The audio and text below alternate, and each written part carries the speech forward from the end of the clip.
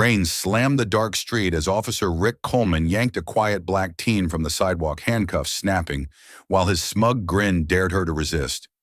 Amara Lewis barely spoke, but when his scanner flashed a forbidden federal code, the night shifted.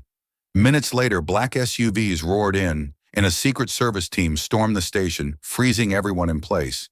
What secret could this silent 17-year-old hold that brings the nation's highest security to her side? In an instant, hit like and share if you're hooked, because this storm is only beginning. I was there that night walking home with my collar up and my head down when the rain in D.C. turned mean. It wasn't a storm, not yet, just that steady drizzle that polishes the asphalt until every streetlight looks like a blade. The sidewalks were empty, windows were dark. You could hear the wind sneak between buildings and the patter of drops tapping out a nervous rhythm on bus shelters and trash can lids. It felt like the city was holding its breath. Up ahead, a girl moved along the curb, hood up, backpack tight against her shoulders. 17, maybe, small frame, steady stride. I didn't know her name then. I do now, Amara Lewis. There was nothing messy about the way she moved, no stumble, no hesitation. She wasn't wandering, she was headed somewhere. And yet her quiet made the night quieter. You notice that kind of calm when everything else is shivering. I was just close enough to hear the tires before I saw the lights. A cruiser rolled out of the cross street, slow at first, then quick with purpose. The blue and red hit the wet pavement and exploded into color. The siren chirped once, sharp enough to slice the rain, and the loudspeaker cracked open the night. Stop right there. The cruiser lurched to the curb. Brakes squealed. The rain seemed to pause. Amara stopped, turned, kept her hands visible. She didn't flinch or fluster. I could see her face, then calm, almost too calm for a kid with a police car on her heels. The driver's door swung open, and the first thing out was a smirk. Officer Rick Coleman stepped into the glow, mid-30s, square jaw posture, like he owned the block. He shut the door with a hip and let the silence work for him. The rain peppered his shoulders. He didn't bother with the hood. "What's a young girl like you doing out here this late?" He asked loud enough to make sure the question wasn't really a question. The tone carried that extra weight, the kind that puts you on a scale you didn't ask to stand on. "Heading home," Amara said. 2 words, even, clear. Rick's smile widened just a hair, as if her calm confirmed something ugly he already believed. He drifted closer, slow steps, thumbs flirting with the edge of his duty belt. The cruiser's spotlight clicked on a white cone that flattened the rain and bleached the color out of the moment. I edged to the mouth of an alley, close enough to witness, far enough not to be invited. "ID," he said. Amara reached with measured movements, unzipped the front pocket of her backpack, and slid out a school ID in a clear sleeve. She held it in both hands so he could see the fingers, then offered it up. No drama, no trembling, just careful. Rick took it, gave it a lazy glance, and then pulled a handheld scanner from his vest. The thing beeped as he passed the card beneath it. Another beep higher, then blink, a message flashed across the tiny screen. I don't know what brand that device was, but I will never forget the words that popped up in ghostly green before the display went dark. Restricted federal access. It was there and gone in less than a second, like lightning behind a curtain. But I saw Rick see it. There's a way a face resets when it meets something it didn't plan for. His smirk faltered just for an instant, then reassembled itself with extra edge, the kind people put on when they feel their footing slip. "Where'd you get this?" He raised the ID again, like it might answer on its own. "School," Amara said. "You think you're clever?" "No, sir. Just heading home." He took a step closer, and the rain found that small space between them, sizzling on the spotlight's glare. The wind pushed a wet paper cup down the gutter. Somewhere behind us, a bus hissed at a stop and eased away the sound, stretching the moment like taffy. Rick flipped the scanner in his hand and tried again, new angle, slower pass. The device buzzed, blinked, and went black. He tapped it with 2 fingers. Nothing. He looked toward the cruiser like maybe the machine's failure had a witness that could back him up. "That yours?" he asked, chin flicking toward the backpack. "Yes." "Mind if I take a look?" Amara's eyes didn't rise or fall. "I'd rather you didn't." The smirk returned full force. "That's not really how this works." He reached toward the zipper. She shifted the bag a fraction behind her hip. No jerk, No struggle, just the smallest shape of a boundary. Rick's shoulders squared. The streetlight hummed and the rain seemed to thicken. Hands where I can see them, he said, though her hands had been visible the whole time. She lifted them a little higher. I'm heading home, she repeated quieter, as if reminding the night of a promise it had made. I wish I could tell you what she was thinking then. I only learned later, when all this blew open, that her mother used to say, sometimes silence speaks louder than words. That memory lives in her posture. You could see it without hearing it, the way she let the quiet stand between her and everything trying to push through. Rick glanced back at the cruiser again, maybe to see if the dash cam was catching the angle he preferred. The rain ran off the brim of his cap and traced his cheek. He set the scanner on the hood and reached for his radio. Dispatch, this is Coleman on 9th and R, he said. Got a subject acting. He paused, glanced at Amara, and picked a word. Non-compliant. Running an ID issue. Stand by. The radio crackled. I couldn't make out the response, but I watched the muscles in his jaw twitch. He thumbed the volume up, listened harder, then shot a look at his handheld scanner like it had betrayed him. Let's keep this simple, he said, voice shifting back to the performative calm that had started everything. Turn around. Amara didn't argue.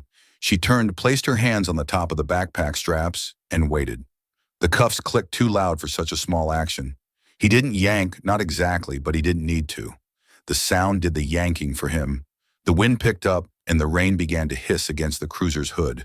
A drop landed on the scanner's dead screen and ran down like a tear. Cars in the distance threw long, watery shadows across the intersection and were gone. The whole city seemed to be pretending not to look. Rick guided Amara toward the passenger side. We'll sort this out at the station, he said, like the station was a place where things always sorted out. Sir, she said, and that was all. No panic, no plea. The word landed on the night with the neatness of a period. He opened the door and motioned her in. The radio squawked again, sharper this time. A tone I didn't recognize, urgent, clipped like a warning, trying to shove its way through static. Rick frowned and turned the volume down instead of up, a small choice that felt bigger than it looked. I stood there soaked, watching a routine stop split open to show something I hadn't seen before. A girl whose quiet wasn't empty, a cop whose certainty didn't fit as well as he thought, and a machine that had told the truth once fast enough that you could miss it if you blinked. The door shut. The locks thumped. Rick circled to the driver's side, shot the alley a brief measuring glance, and slid behind the wheel. The cruiser's wipers snapped to life. The engine growled. Blue and red bled across the wet street again, softer now, but no less relentless. As they pulled away, the rain swallowed the sound in gulps. I remember thinking how small the car looked against all that night, how even a big city can feel like a room when the wrong people hold the door. I didn't know, not yet, what those blinking words on a handheld meant or how far the echo of a single scan could travel. I only knew the quiet girl with the steady eyes was being taken into a place where quiet seldom wins. Later I would learn her name. Later I would learn what followed. But right then, under that thin, needling rain, all I had was the picture. A smirk, a scanner, a pair of cuffs, and a silence that refused to break. I remember how the rain followed them right into the car, the kind of steady drizzle that seeps into everything. Inside the cruiser, the air felt heavier than the storm outside. Rick Coleman sat stiff in the driver's seat, one hand on the wheel, the other drumming against his thigh like he owned the rhythm of the night. Beside him, Amara Lewis sat quiet, her hood still up, hands resting neatly in her lap. He broke the silence, first voice sharp enough to cut through the wipers. You know there's a citywide curfew for minors after 10, he said, the edge in his tone more accusation than concern. You out here for fun, or are you testing how much trouble you can cause? Amara didn't flinch. I have nothing to hide, she said. 4 calm words, nothing else. That answer worked on Rick like grit in a wound. I saw his jaw tighten in the rearview mirror. He tapped the brake at a red light, then turned halfway toward her, his smirk widening as if her silence was a personal challenge. Nothing to hide, he repeated slowly, each word tasting like sarcasm. People who say that usually have something to hide. Amara didn't bite. She looked straight ahead, rain tracing lazy rivers down the window beside her. The silence stretched until the cruiser pulled into the small station garage. Concrete walls buzzing, fluorescent lights, the scent of wet pavement, and cold metal filled the air. Rick parked with a jerk, threw the gear into park, and pushed open his door. "Let's see what you think you're keeping from me," he said, motioning for her to follow. Dave Morris, the second officer, met them at the side entrance. He was younger, softer around the edges, and his eyes kept darting from Rick to the girl, as if he sensed a storm building. Inside the station was nearly empty. The only sounds were the hum of the lights and the muffled drum of rain on the roof. Rick set Amara's backpack on a metal table and unzipped it without asking. He rifled through the front pocket with a practiced hand notebooks, a pen case, a folded umbrella. Then something caught the light. A small metal card lay tucked against the lining, no bigger than a credit card. The overhead bulb found it instantly a glint of silver with an engraved symbol I couldn't make out from where I stood. Even from a distance, it seemed deliberate. Rick pinched it between two fingers and held it up the reflective surface, throwing thin stripes of light across the room. "What is that?" he demanded, his voice lower now, like he already knew it was more than a school trinket. Amara took a step forward, calm as before. She didn't reach for it, just angled the backpack slightly away from him. "It's nothing for you to worry about," she said. The words were quiet but carried weight, as if she had rehearsed them for exactly this moment. Rick let out a short laugh, half disbelief, half challenge. "Nothing for me to worry about." He turned the card over, tracing the etched emblem with his thumb. "We'll see about that." He pulled a portable scanner from his belt, the same kind he had used on her ID earlier, and slid the card beneath its beam. The handheld device chirped once, then flashed a message in green letters before going, "Black Federal Secure Channel. Access denied." The words were gone in less than a heartbeat, but long enough to change the air. Rick stared at the blank screen, his smirk stiffening into something harder to name. He tapped the scanner, tried again, got the same quick blink of forbidden access. Behind him, Dave shifted his weight. His eyes moved from the dead scanner to the girl, and for the first time his posture sharpened. He didn't speak, but the tension in his shoulders said he understood this wasn't routine. The rain outside hammered the roof louder, as if echoing the spike in the room. Rick exhaled, the sound closer to a growl than a breath. "Federal," he muttered almost to himself. He looked back at Amara, searching her face for a tell. "What are you carrying?" Amara simply met his stare. No flinch, no rush to explain. The silence between them thickened until even the fluorescent hum seemed to fade. Dave finally cleared his throat, his voice careful. "Rick, maybe we should call this in." Rick cut him off with a sharp glance. "Stay out of it." He turned back to the girl, his frustration feeding on the quiet. "You think you can walk around with something like this and give me one-line answers?" "Who are you, really?" Amara's eyes didn't waver. "I told you, I have nothing to hide." It wasn't defiance, it was steadiness, and it filled the room like a locked door. Rick paced a short line, the scanner dangling uselessly at his side. The more he moved, the more the room seemed to shrink, the rain pounding harder, the air tightening with every second of unbroken silence. Watching from the edge of the room, I felt the question tighten in my own chest. Why would a 17-year-old girl carry a card that shuts down a federal-grade scanner? And what kind of truth could stay so calm under the weight of a badge in a storm? The night wasn't giving up its answer yet, but it was clear that the quiet girl in the small metal card had already turned a routine stop into something far larger than anyone in that station was ready to face. I can still hear the sound of those cuffs, a sharp metallic snap, and then Rick's voice, low, flat, final. "You're coming with me. No citation, no charge, no reason. Just the weight of a badge and a decision he didn't intend to question." Amara didn't resist. She simply lowered her eyes for a breath, then let her wrists fall back, the silver rings locking around them. The rain came down harder, bouncing off the cruiser's hood, drumming against the pavement like a verdict nobody had read aloud. Rick gripped her elbow and steered her toward the car. She was small, the hood of her sweatshirt dark with water, and for a moment the sight of her, this quiet 17-year-old forced through a curtain of cold rain, felt heavier than the storm itself. Even Dave, standing a step behind, looked away. The injustice hung there plain and raw. The rear door opened with a wet click. Rick guided her inside, shut it with a force that rattled the frame, and slid into the driver's seat. Dave climbed in on the passenger side, silent. I stood back by the station wall close enough to see the red taillights smear across the soaked street when Rick threw the car in gear. Inside the cruiser, the air tightened. The heater hummed, but the chill stayed. Rick kept one hand on the wheel, the other on the radio mic, eyes fixed ahead. So he said, finally, voice heavy with challenge, "Want to explain that little piece of hardware you're carrying?" Amara turned her head just enough to look out the side window. Raindrops streaked the glass, each one catching the glow of passing street lamps. "I have nothing to hide," she answered quietly. No tremor, no rush. Rick let out a short breath that wasn't quite a laugh. "Nothing to hide?" "Sure." He accelerated through a yellow light, the wipers whipping faster, as if to match his irritation. "Kids these days think silence is clever. You forget who's in charge." Dave shifted in his seat but said nothing. His reflection in the windshield looked almost uneasy, like he'd stepped into a story he didn't sign up for. Then came the sound that changed the night again, a soft double beep from the dashboard.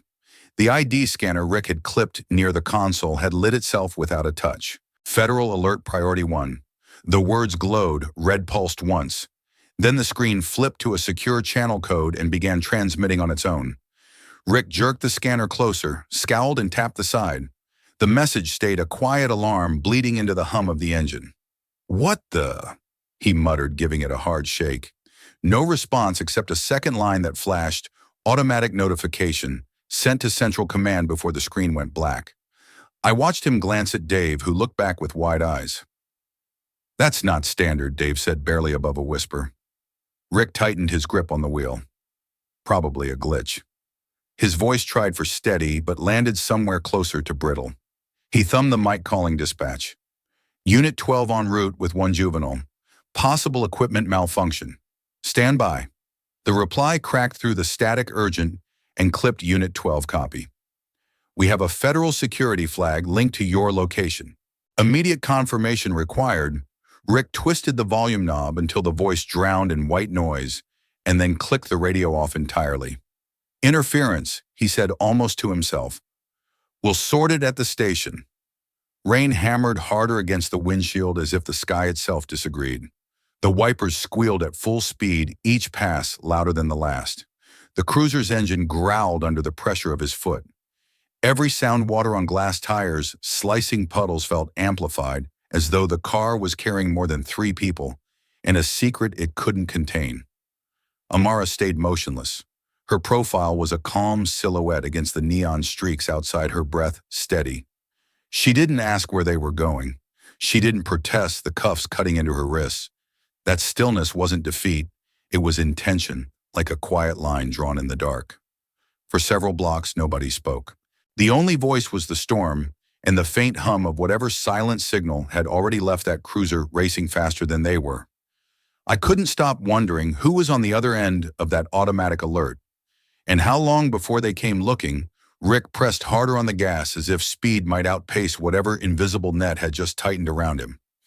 But the night wasn't hurrying. The city lights slid by in long, wet streaks, each traffic signal reflected twice in the pavement, one for what we could see and one for what was coming. By the time the station lights appeared ahead, the tension inside the car felt like a held breath about to snap. The federal warning had been sent. The call from dispatch had been silenced, and the quiet girl in the back seat staring through rain-slick glass seemed to know exactly what that meant. I didn't know it yet, but every mile of that short ride had already set off a chain reaction far beyond that wet DC street. The countdown had begun, and the clock was ticking loud enough for anyone willing to listen. The station was nearly empty when they rolled in.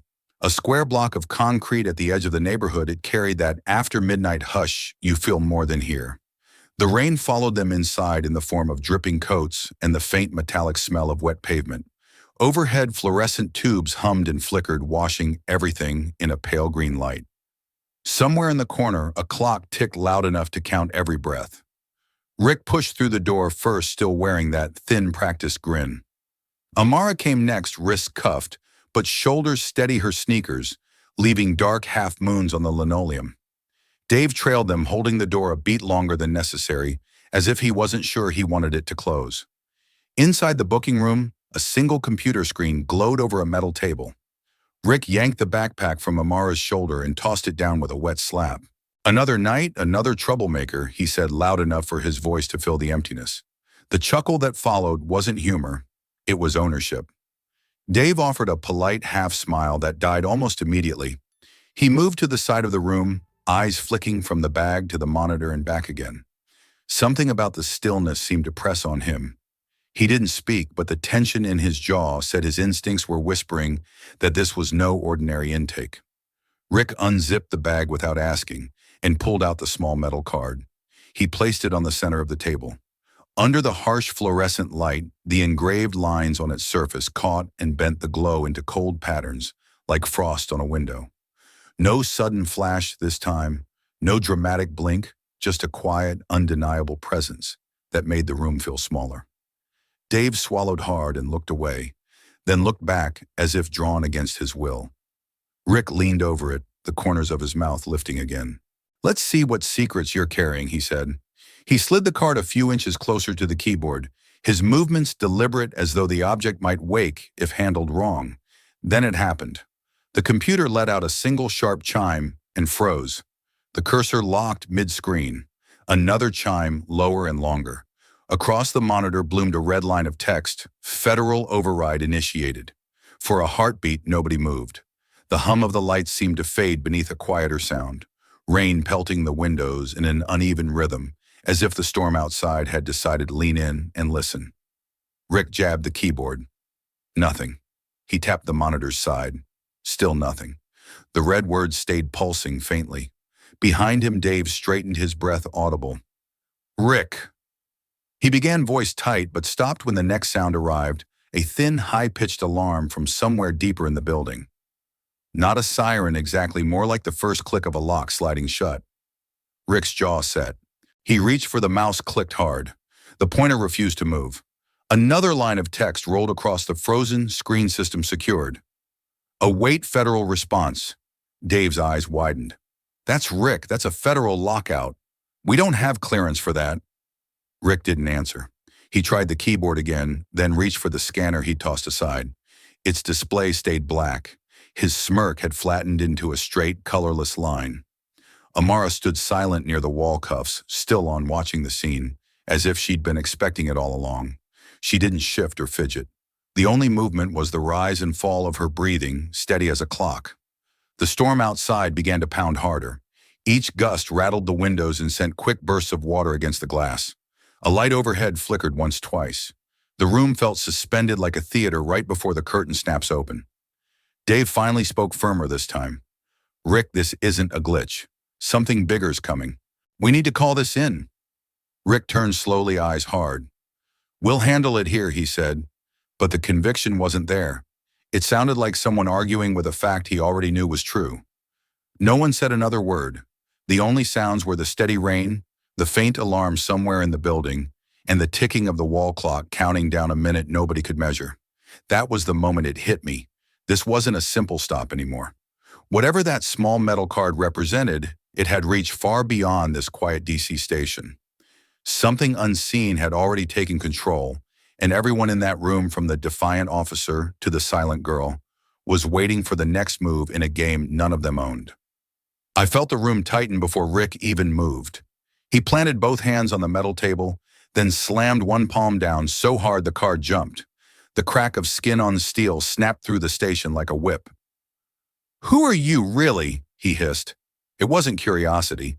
It was a challenge thrown across a line he'd drawn himself, badge on one side, a quiet girl on the other. The clock on the wall kept ticking indifferent. Rain stitched the windows.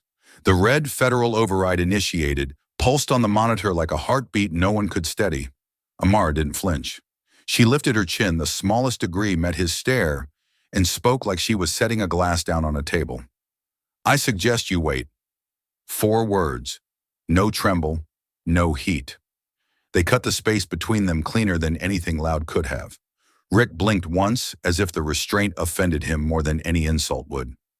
"Wait," his mouth curled. "You think you're running this room?" He snatched his phone from his vest pocket, thumbed the camera, and leaned in over the metal card. The phone focused. The little square bracketed the emblem. Everything looked ordinary until it didn't. The screen flashed, dimmed, and then a message bloomed across it in flat official text: "Access denied. Federal secure mode." The camera froze. The phone buzzed weakly in his hand and went black. For a breath, all you could hear was the rain, and Rick's breath heavier than it needed to be. He stabbed at the power button, waiting for the screen to obey. Nothing. He hit it again. Still nothing. The kind of nothing that has weight. "Give me your device," he snapped at Dave without looking up. Dave didn't move. "Rick, stop. This is beyond us." It was the first time his voice carried more steel than apology. The words landed between them and sat there solid. If you'd told me 10 minutes earlier that Dave would be the steady one, I might have laughed, but he was. He drew himself up, not confrontational, just present. "We need to call it in." He added slower now. "Properly."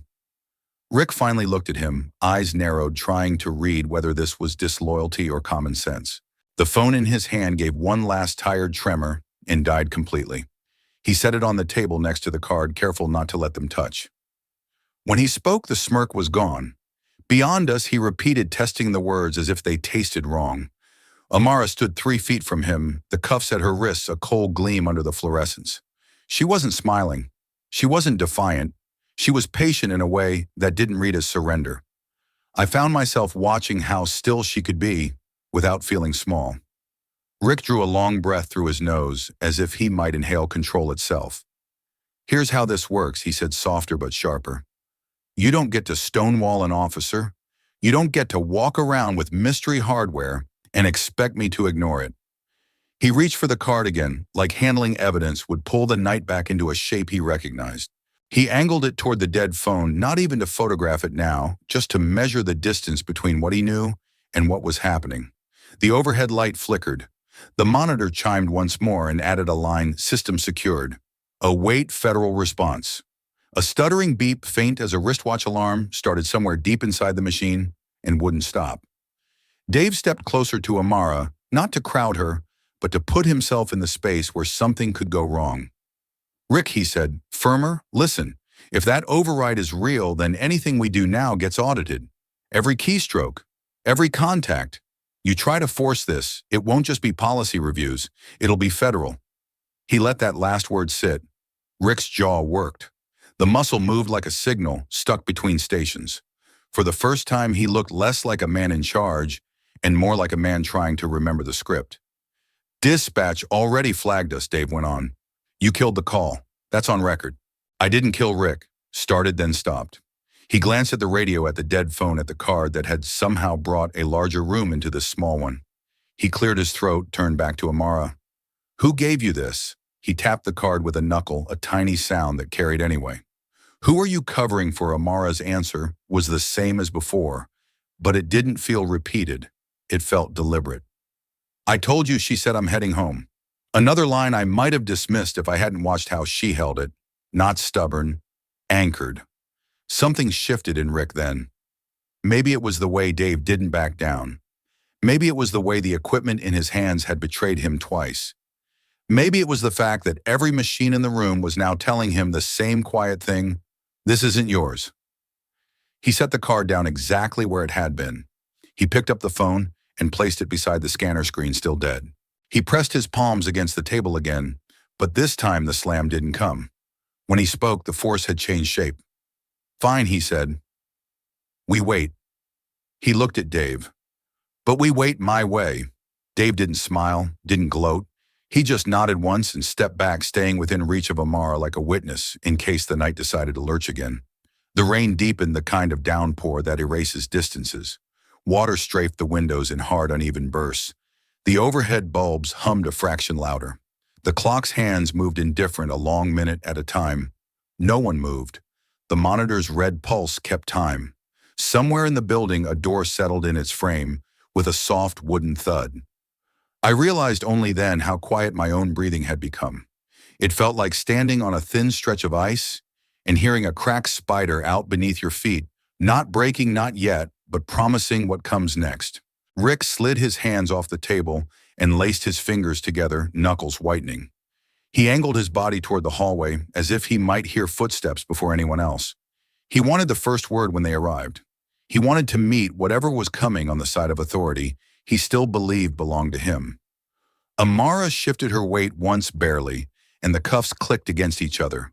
Her gaze held steady. The patience in it wasn't passive, it was purpose. She had said wait, and now the room had no choice but to join her. Federal response, Dave murmured, reading the screen again, not quite to himself. They're already on their way. Rick didn't answer. He didn't have to. The storm answered for him, one long gust that rattled the panes and pressed the rain flat against the glass.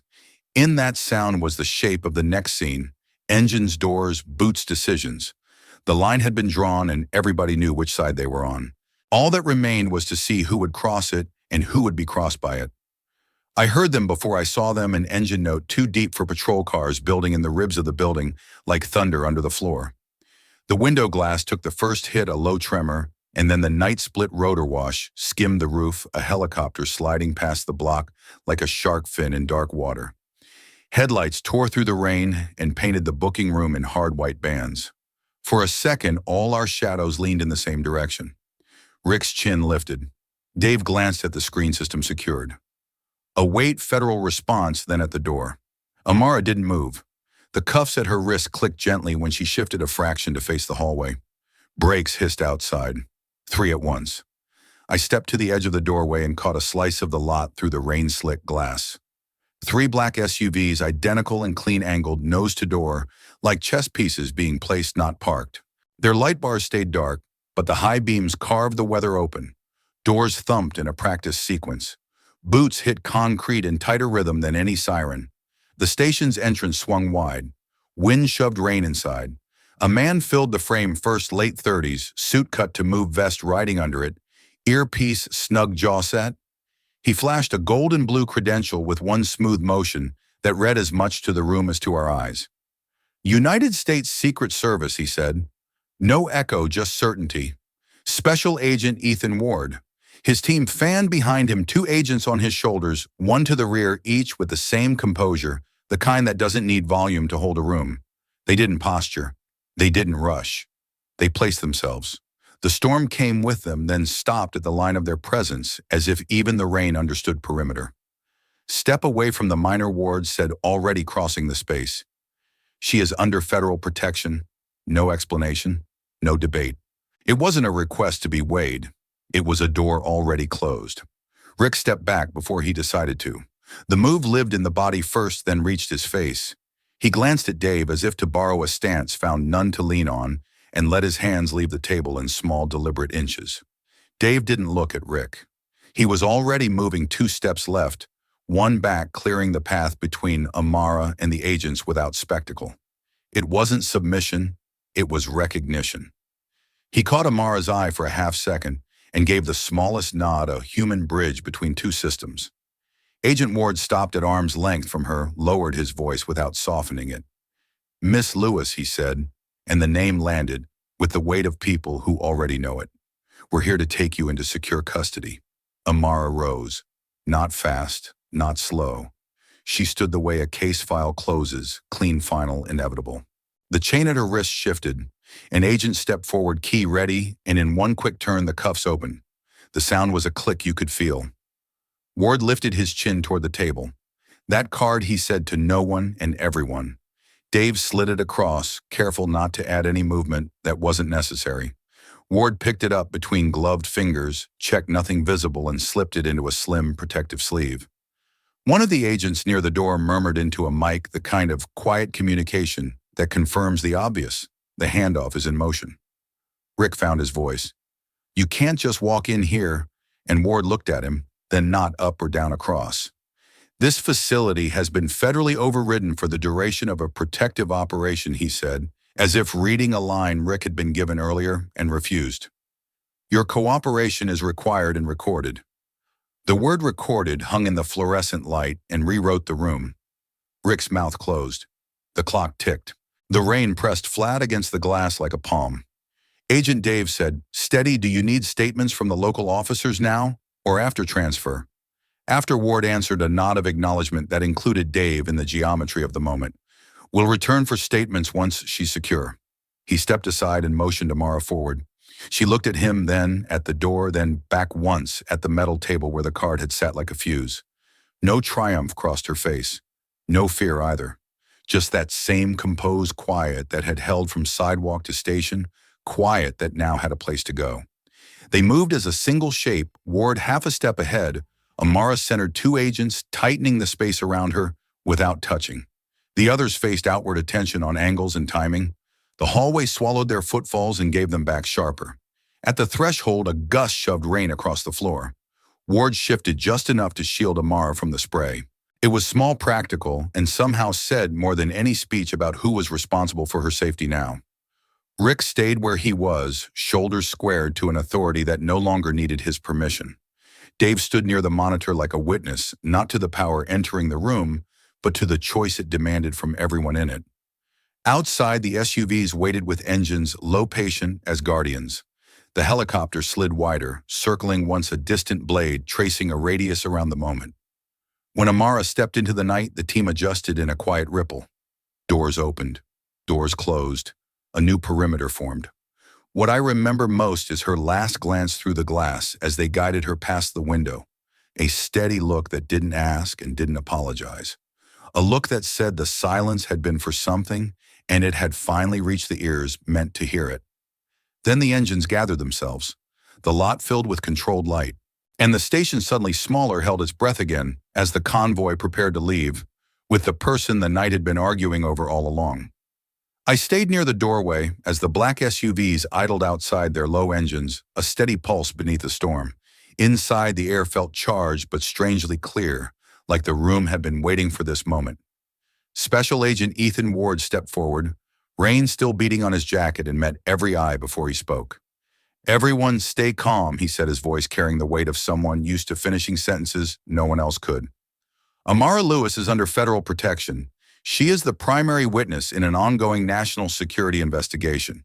We are here to ensure her safety." The words landed heavy, not dramatic, just certain. A national security investigation. A witness. Suddenly the night's mystery had a name, and the quiet that surrounded Amara took on a different light. Rick blinked hard like he'd misheard. "Witness," he asked, but it came out more like a croak. What are you talking about?" Ward didn't raise his voice. "A political assassination plot," he said.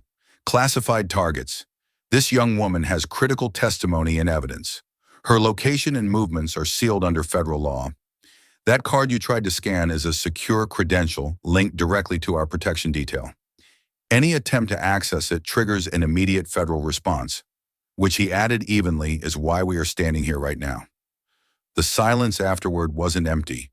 It was thick with the sound of everyone's thoughts colliding at once.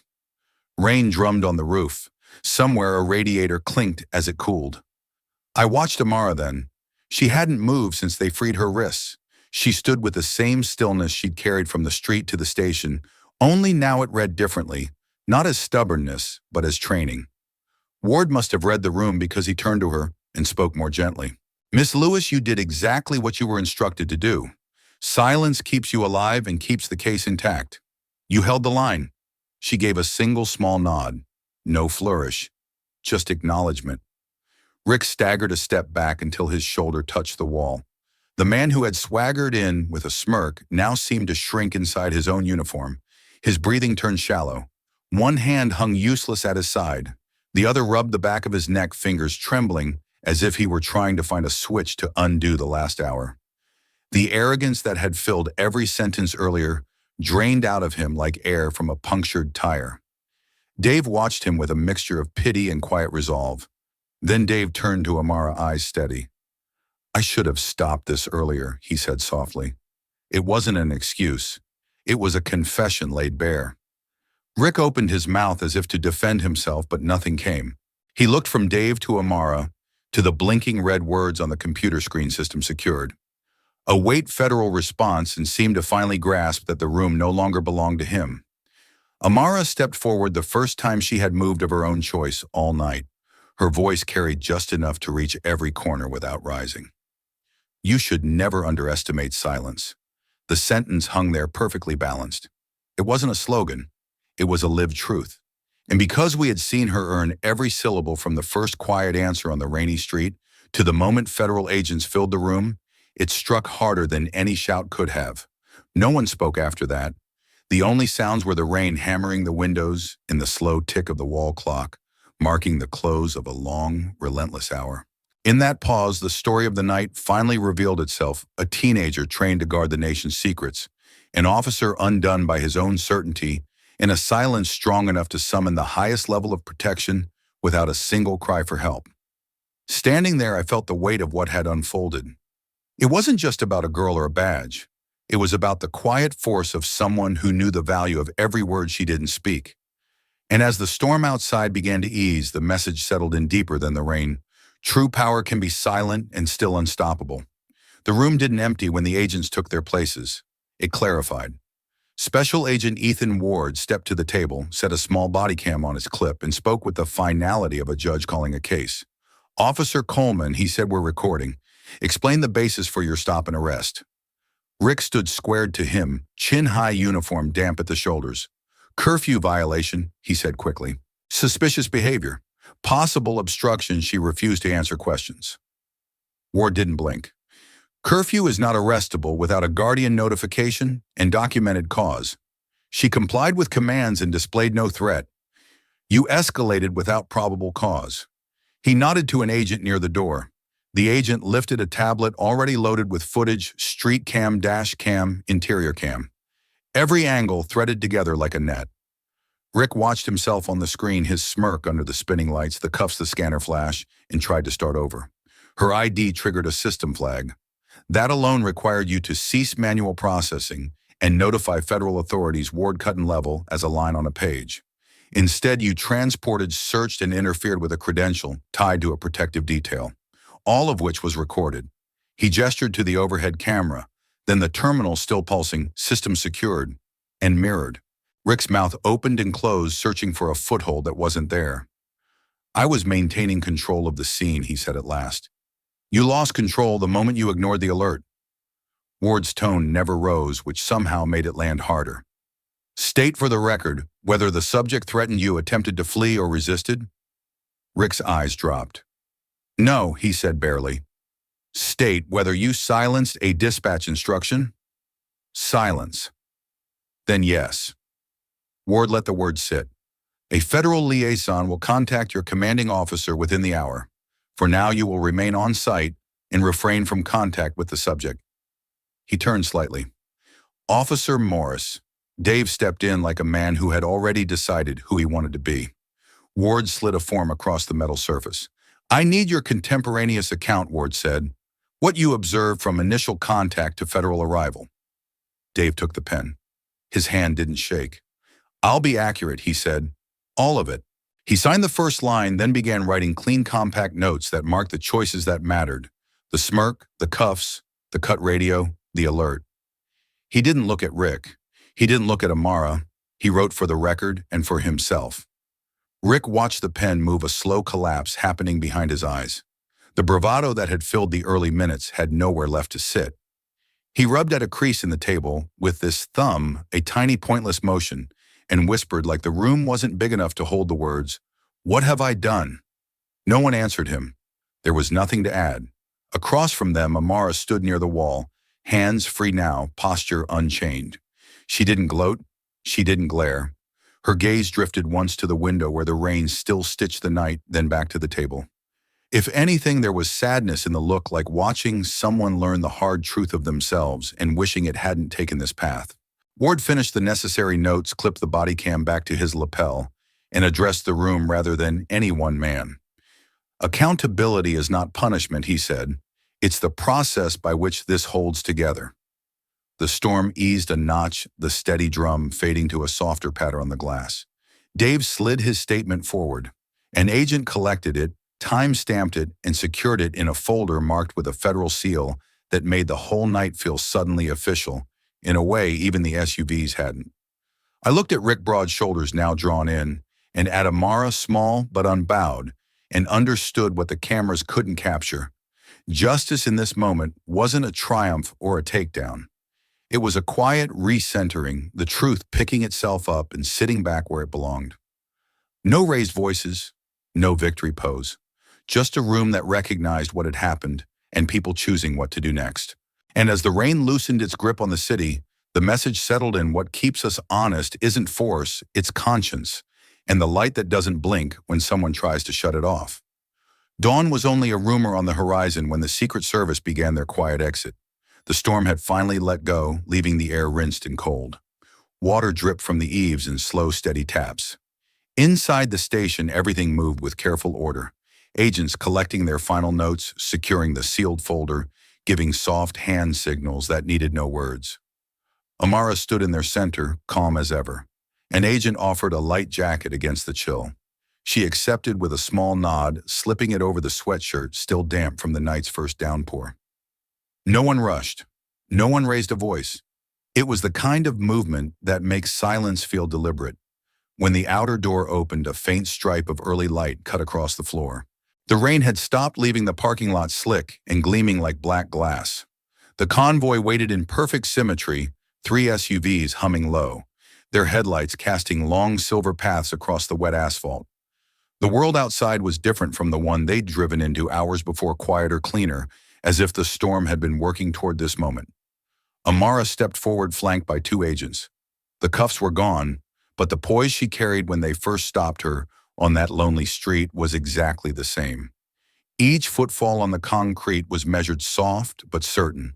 Behind her, the room exhaled a tension it hadn't known it was holding. Inside, Rick Coleman hadn't moved. He sat in the same chair where the questioning ended, elbows on his knees, head slightly bowed. The overhead light had dimmed to a gentle glow that made his face look almost colorless. The man who had once filled the space with smirks and orders now seemed smaller than the furniture around him. His eyes stayed fixed on a spot of nothing.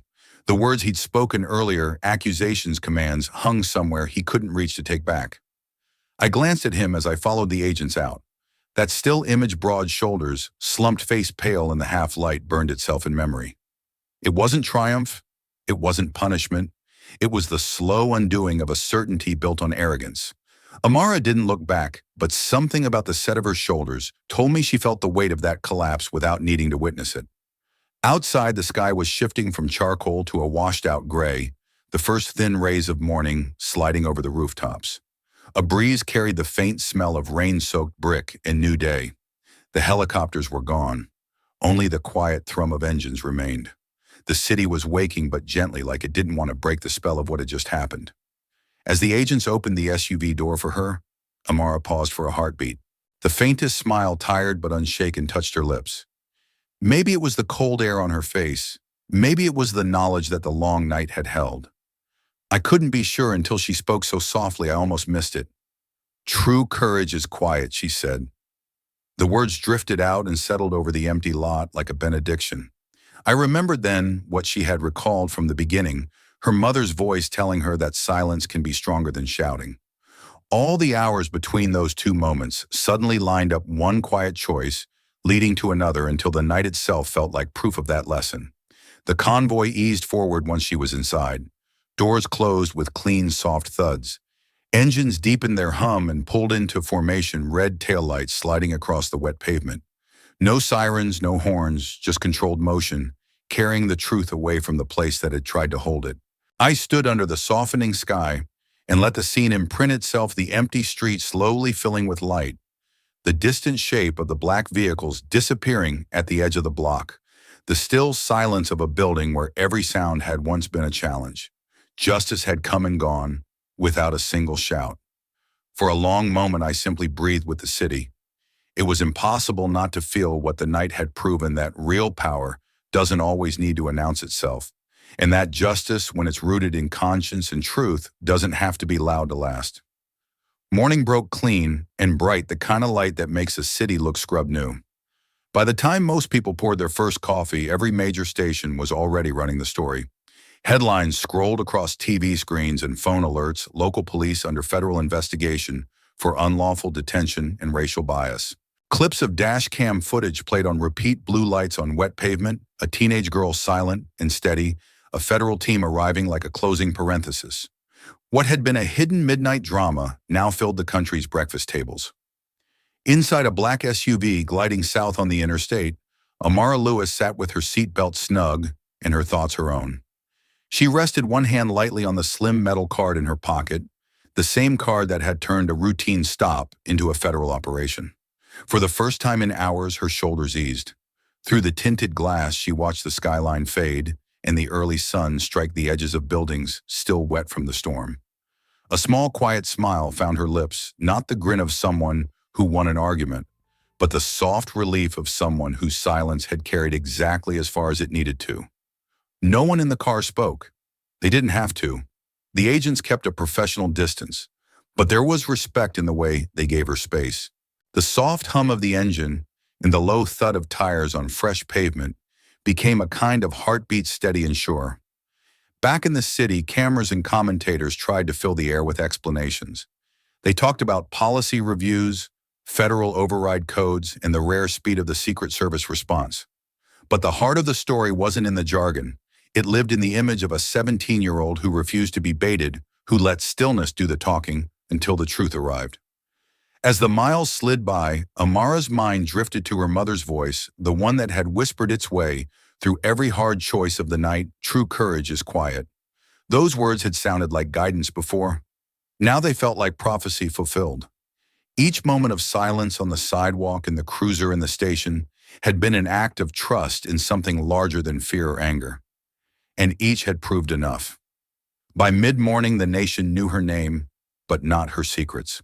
Reporters speculated about the case she was helping to protect, about the political violence she might one day testify against. Yet the deeper truth was simpler and harder to headline. A young black woman armed only with discipline and patience had forced a system built on noise and force to pause and listen. I kept thinking about the contrast I'd seen hours earlier. Rick Coleman slumped in that fluorescent room, his uniform suddenly too big, while outside the first light touched a city washed clean. One image of power draining away another of quiet strength walking free. No shouted confession could have said more. That's the part that lingers now. Not the sirens or the helicopters or the flashing screens, but the fact that a teenager's deliberate calm reshaped an entire chain of authority. In a world that rewards volume, she proved that resolve can be silent and still unstoppable. So when people ask what really happened that night, I tell them this: don't judge a person by how loudly they speak or how still they stand. Don't mistake quiet for weakness. Sometimes the greatest force in a room is the one that refuses to shout. And somewhere on that bright morning highway, Amara Lewis leaned back against the seat, the secret card warm in her palm, carrying a victory that made no noise and didn't need to. What a night to remember. Amara's quiet strength reminded us all that true courage doesn't need to shout, and real justice doesn't always arrive with sirens. It arrives with truth and conscience. Her silence spoke louder than 1,000 arguments and forced power to listen. If this story moved you, please like the video and share it with friends and family so more people can feel its message. And don't forget to subscribe to Mr. Mac's Stories for more powerful, real-life inspired tales that shine a light on justice, dignity, and human courage. Your support means everything to us. It fuels the heart of Mr. Mac's Stories and keeps us creating meaningful stories that matter.